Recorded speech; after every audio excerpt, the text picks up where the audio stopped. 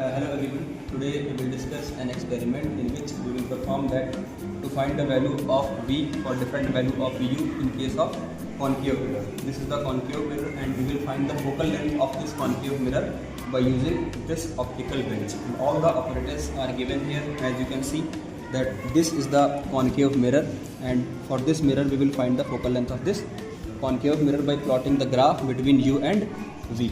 Now this इस optical bench में अगर हम देख रहे हैं इसमें 3 अपराइट्स हैं, फर्स्ट, सेकंड एंड थर्ड, तीनों अपराइट्स हैं।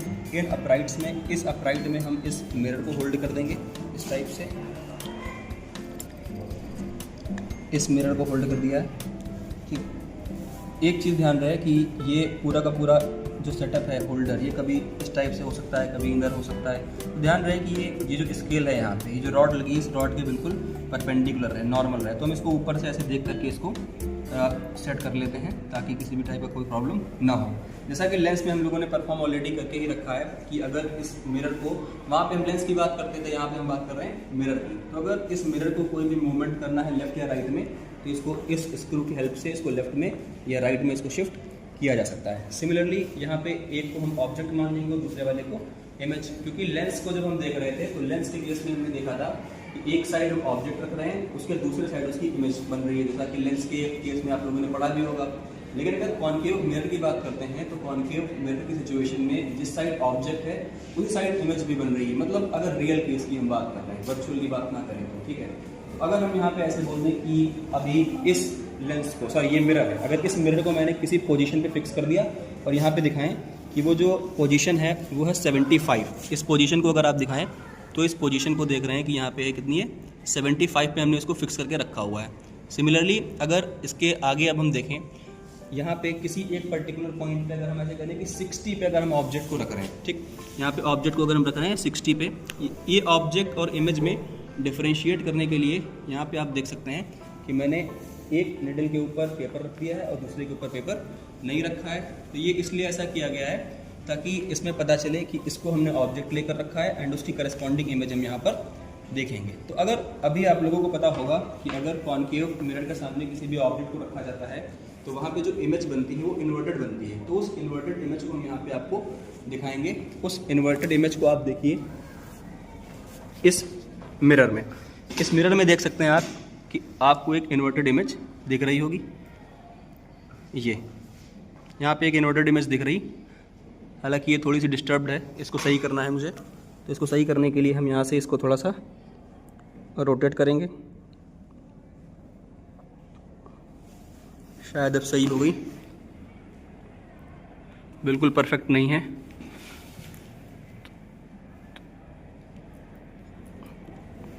इस स्क्रू को रोटेट कर रहे हैं। यहाँ पे एक इन्वर्टेड इमेज दिख रही होगी। अगर वहाँ पे उस मिरर में देखें तो उस मिरर में एक इन्वर्टेड इमेज दिख रही है। देखिए ये ऑब्जेक्ट तो रखा है इस टाइप से सीधा, ठीक है ना, इस टाइप से एक ऑब्जेक्ट है, इस ऑब्जेक्ट की इन्वर्टेड इमेज वहाँ पे इस टाइप से उस मिरर में दिख रही है। ये देखिए इन्वर्टेड इमेज है ये। अब हमें करना क्या है कि इस इमेज को इस टाइप से फिक्स करना है कि ये निडल अब हम यहाँ दूसरे अपराइट्स पे लगा रहे हैं और यहाँ पे हमको इसका इमेज बनाना है। तो इमेज बनाने के लिए हम क्या करेंगे कि इस अपराइट को या तो आगे या फिर पीछे इस टाइप से एडजस्ट करेंगे कि वहाँ पे जो इन्वर्टेड इमेज बन रही है वो इन्वर्टेड इमेज और ये वाले निडल दोनों एक दूसरे के ऊपर आ जाएं और डायमीटर, जो इस मिरर का डायमीटर है, इस डायमीटर के दोनों एंड तक साथ साथ चलें, मतलब इसमें किसी भी टाइप का कोई भी डेविएशन ना हो। अगर हम इसको मैनुअली करके दिखाएं तो कुछ ऐसे होगा कि अगर यहाँ से हम देख रहे हैं कि ये एक ऑब्जेक्ट है, इस ऑब्जेक्ट की भी मैंने आपको इमेज दिखाई कि वो इमेज इन्वर्टेड बन रही थी। तो इस वाले ऑब्जेक्ट की इन्वर्टेड इमेज जो कि मिरर में बन रही है, और ये जो हमारे पिन है, इस पिन को एक साथ साथ लाई कराना है और ऐसा करना है कि इस यहाँ पे आप देख पा रहे हैं कि ये वाला जो मिरर है, मिरर के इस एंड तक और इस एंड तक, दोनों ये जो पिन्स हैं, ये दोनों पिन्स या इसकी इन्वर्टेड इमेज और ये वाली सीधी पिन दोनों साथ साथ ही मूव करें। मतलब इसमें कोई भी ऐसा डेविएशन नहीं होना चाहिए। अगर अभी हम आपको दिखाएंगे तो ऐसे डेविएशन हो रहा होगा, इन दोनों डेविएट कर रही होगी। मतलब इमेज, ये वाली पिन यहाँ पे ऐसे है, उसका इन्वर्टेड इमेज ऐसे है, और दोनों अगर हम हेड को मूव कर रहे हैं तो उसमें वेरिएशन आ रहा होगा, कुछ ना कुछ ऐसे ऐसे साथ साथ नहीं चल रहे होंगे। तो हमको क्या करना है कि इस वाले अपराइट को आगे ले जा सकते हैं, पीछे है, या इसको लेफ्ट या राइट में इस टाइप से इसको शिफ्ट कराना है कि वहाँ पे जो इन्वर्टेड इमेज इस वाले की बन रही है वो इमेज इस पिन के साथ लाई कर जाए और पूरे मिरर के एंड तक, मतलब डायमीटर के एंड तक ये दोनों साथ साथ चले अगर हम अपने हेड को मूव करा रहे हैं। तो अगर अभी हम आपको दिखाएं तो यहाँ पे दोनों जो इमेज हैं वो साथ साथ आपको चलती हुई नहीं दिखेंगी। अभी हम आपको सेट करके दिखा रहे हैं।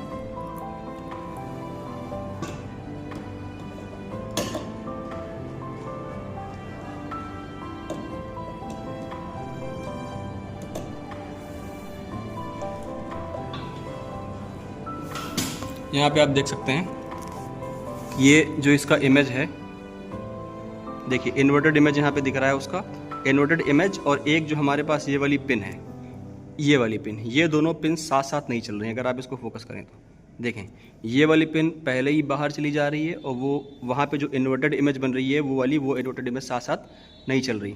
देखिए तो हमें क्या करना है कि इन दोनों को इस टाइप से सेट करना है। इसको आगे शिफ्ट कराएंगे, कुछ इस टाइप से शिफ्ट कराएंगे कि दोनों साथ साथ चलने लगे। वही हमारी पोजीशन हो जाएगी, पोजीशन ऑफ इमेज।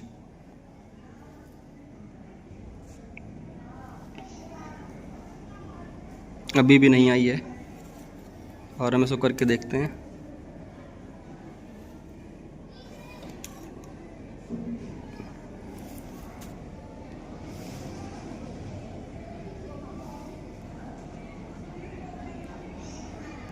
जी देखिए अब साथ साथ चल रहे हैं दोनों।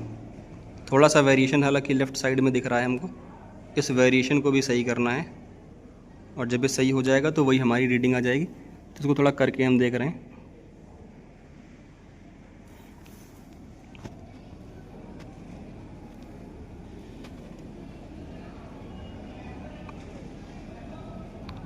थोड़ा सा वेरिएशन अब भी है। इसको देखिए कुछ इस टाइप से एडजस्ट किया जाता है और एडजस्ट करके हम यहाँ पे इस टाइप से इसको देख रहे हैं। अगर कभी नहीं भी आ रहा होता है तो इसको थोड़ा सा ऊपर कर लें और कोशिश करें कि इसको लेफ़्ट या राइट जिस भी डायरेक्शन में करेक्शन करना है उस डायरेक्शन में इसको ला करके सही किया जा सकता है।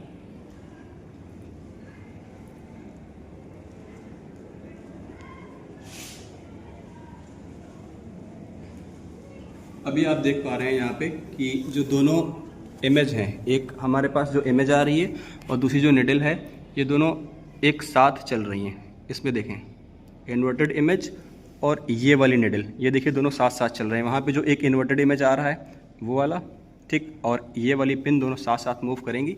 इसी को आपको देखना है। देखिए साथ साथ मूवमेंट हो रहा है यहाँ पे।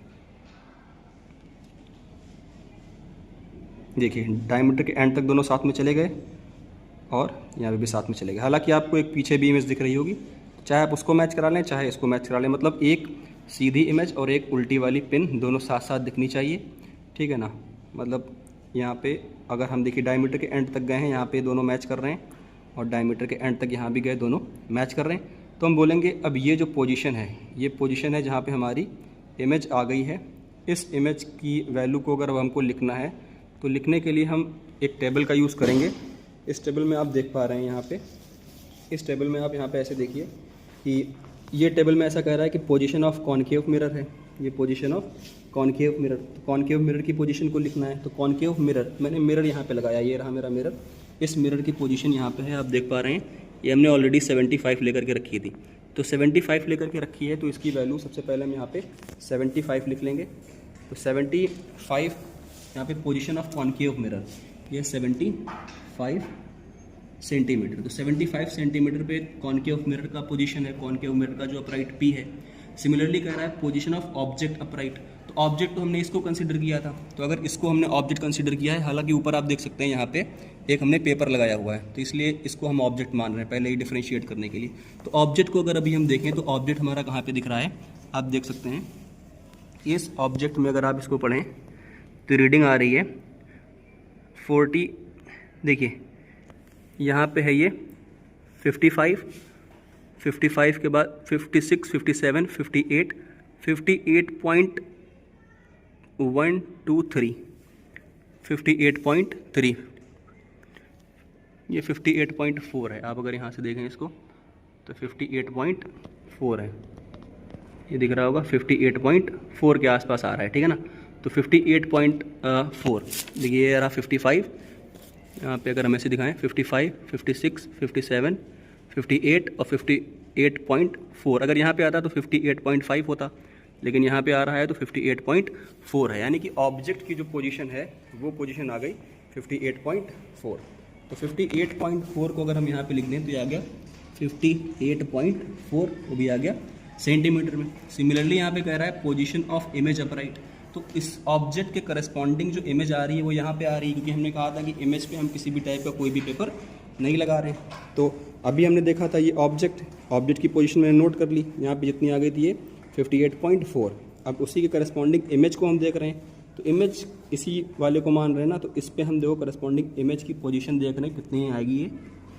ये इमेज का पोजीशन है यहाँ पे, अगर देखें आप तो इमेज का पोजीशन यहाँ पे दिखेगा आपको, ये 45, 46, 47, 48, 49, 49.6, ध्यान देगा तो 49.6 है यहाँ पे, ये 49.6। तो 49.6 जो है ये इसका पोजीशन हो गया इमेज का 49.6 सेंटीमीटर।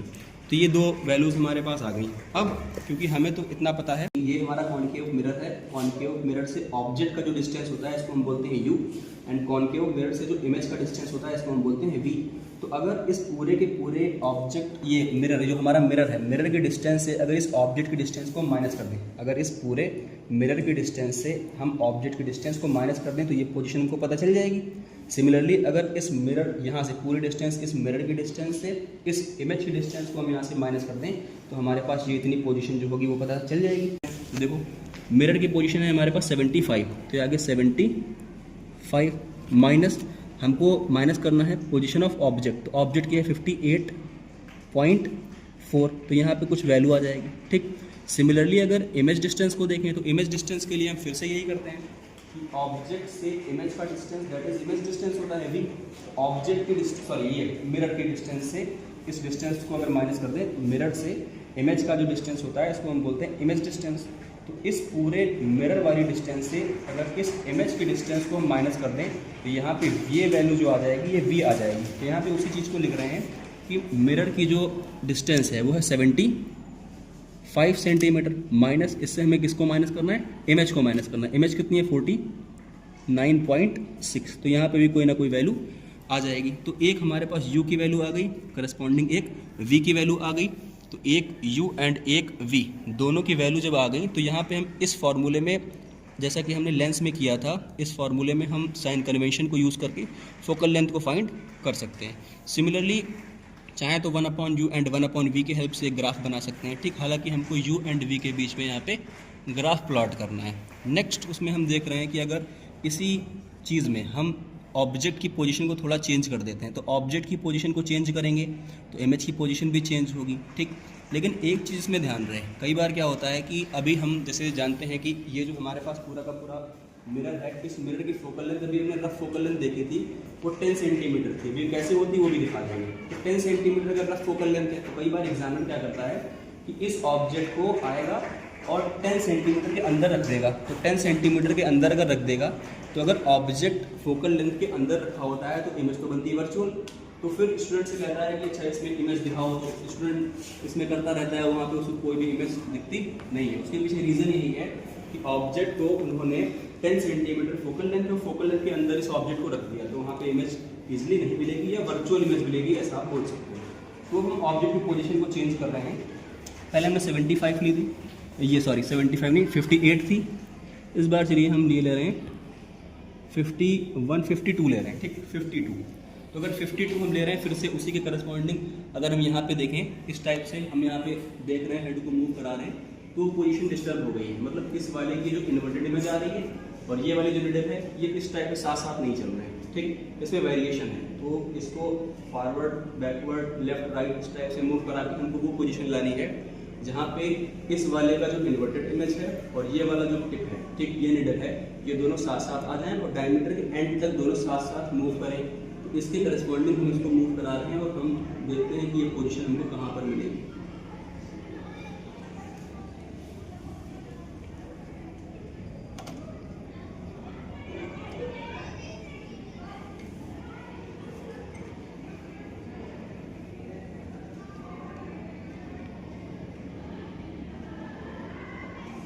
यहाँ पे इसमें अगर देखें ये थोड़ी टिप आ रही है, इसको सही करना पड़ेगा।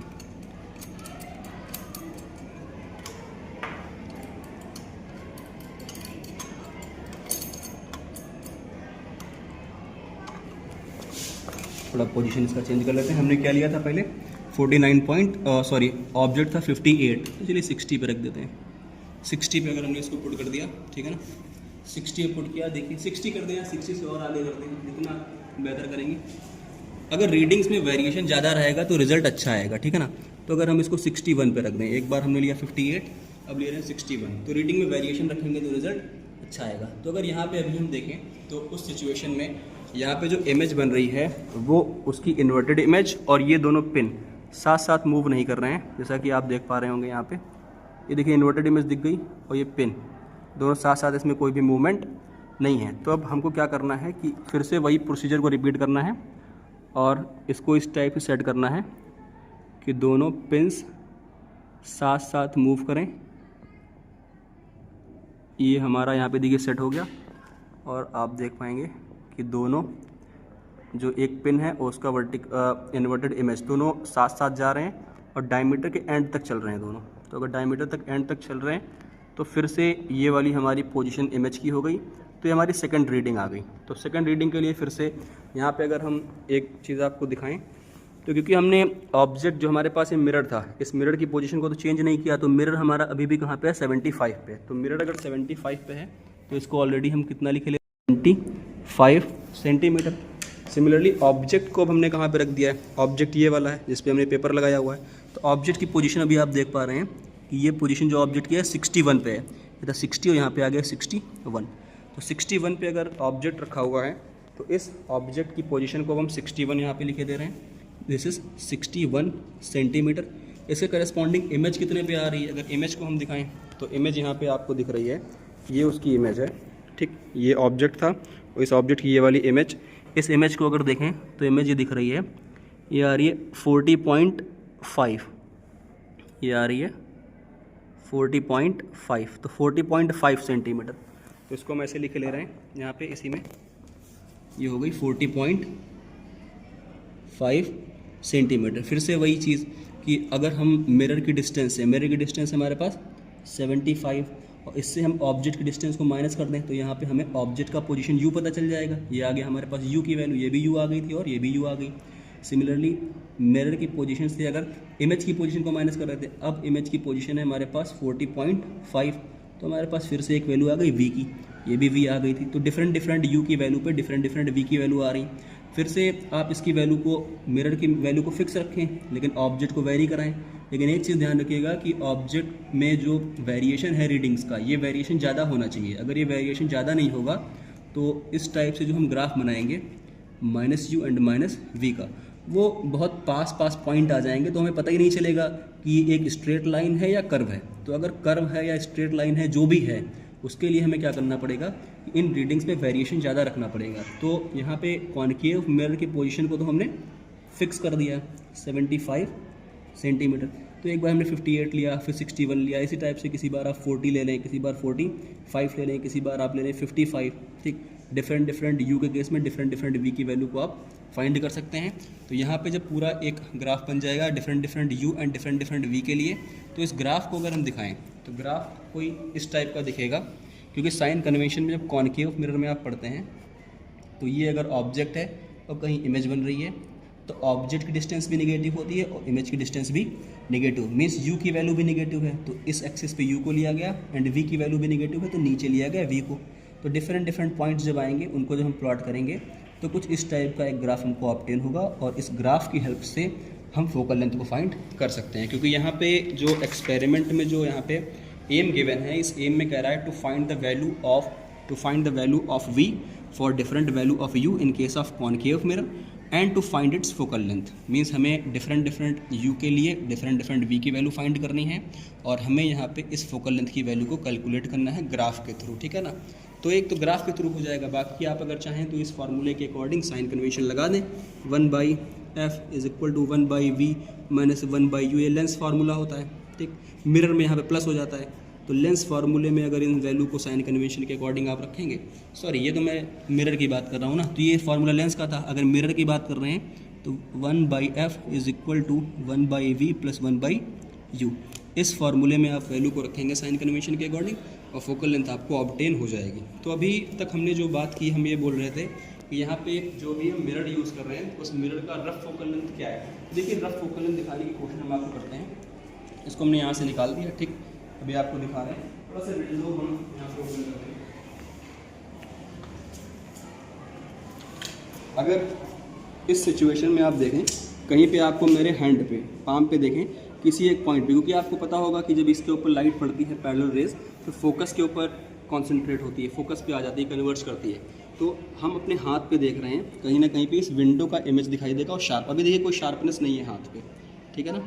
अभी देखिए इसको ला रहे हैं, देखिए विंडो की शार्पनेस आ गई। अगर यहाँ पे भी आपको नहीं दिख रहा तो हम आपको इसके ऊपर दिखा रहे हैं, फाइल के ऊपर ऐसे कहीं पे, यहाँ पे आप देख सकते हैं। इस फाइल पे देखिएगा, फाइल को आपको एक ये विंडो दिख रही होगी आपको। तो विंडो अगर दिख रही है तो उस विंडो के लिए आप देख सकते हैं कि अगर इस फाइल से और इस मिरर का रफ डिस्टेंस देखें तो ये अप्रॉक्सीमेटली 10 सेंटीमीटर है। ये अगर आप पास में ले आएंगे फिर से ब्लर हो जाएगा। हम इसको और ज़्यादा दूर ले जा रहे हैं, ब्लर, तो एक फिक्स पोजीशन पे इसकी सबसे शार्प इमेज आ रही। तो ये डिस्टेंस हो गई इसकी फोकल लेंथ। तो ये इसकी रफ फोकल लेंथ ऐसे कैलकुलेट की जाती है। हम ऐसे बता सकते हैं कि यहाँ पे इसकी जो फोकल लेंथ है ये approximately rough focal length 10 centimetre है। और इस ग्राफ की हेल्प से अगर हम फोकल लेंथ को फाइंड करेंगे तो फोकल लेंथ की वैल्यू जो है वो 10 के अप्रॉक्सी आएगी। हो सकता है 10.5 आ जाए, 10.3 आ जाए, 9.8 आ जाए, इतना वेरिएशन तो हो जाता है। लेकिन इसकी जो रफ या एक्चुअली फोकल लेंथ है वो 10 सेंटीमीटर की हमने फाइंड की। तो इस टाइप से आप इस प्रैक्टिकल को परफॉर्म कर सकते हैं। बाकी इस प्रैक्टिकल को परफॉर्म करने में थोड़ी प्रॉब्लम आती है, क्योंकि कई बार इस ऑब्जेक्ट को एक इमेज भी दिख रही होती है और ऑब्जेक्ट भी दिख रहा होता है। कई बार इस मिरर में ये पिन भी दिख रही होती है और पिन का इमेज भी दिख रहा होता है। तो हमें क्या करना है, इस ऑब्जेक्ट का जो इमेज है, मींस इन्वर्टेड इमेज, और ये पिन जो रियल है, उन दोनों को अलाइन करना है साथ साथ और साथ साथ चलाना है। इसमें और कोई भी कॉन्सेप्ट नहीं है। इसी के अकॉर्डिंग आप इस पूरे जो पूरा एक्सपेरिमेंट है इसको ईजिली परफॉर्म कर सकते हैं। Okay, thank you.